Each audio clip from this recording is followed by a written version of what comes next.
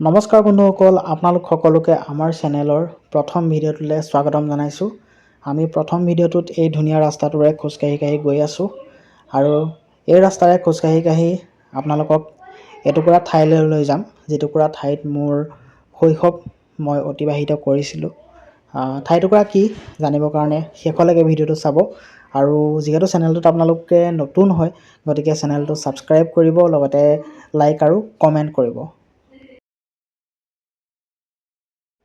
আমাৰ ফালে পথাৰত ধান দাই থকা হৈছে। আপোনালোকৰ ফালে ধান চান দোৱা হৈছেনে বাৰু? কমেণ্ট কৰি জনাব। গাইজ, ফাইনেলি আমি আহি পাই গ'লোহি। এয়াই হৈছে বিশেষ ঠাইকণ। এয়া হৈছে মই পঢ়া স্কুল, দহোটীয়া উচ্চতৰ মাধ্যমিক বিদ্যালয়। ইয়াতে বহুত স্মৃতি জড়িত হৈ আছে।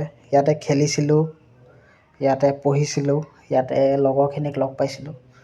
তো সেই স্মৃতিবোৰ ৰোমন্থন কৰিলোঁ ইয়াতে আহি পেলাই। স্কুলৰ সন্মুখতে এটা শিৱ মন্দিৰো আছে আৰু পৰিৱেশটো দেখিছে কিমান ধুনীয়া, একেবাৰে শান্ত পৰিৱেশ হয়। এনেকৈ গৈ থকাৰ দৰেই স্কুলত পঢ়ি থাকোঁতেও এনেকৈ চাইকেল চলাই গৈছিলোঁ। কেতিয়াবা এনেকুৱা লাগে যেন সেই দিনবোৰ যদি আকৌ ঘূৰাই পালোঁ হ'লে, কিন্তু সেইটোতো সম্ভৱ নহয়। সময়ক আমি পিছলৈ কেতিয়াও নিব নোৱাৰোঁ।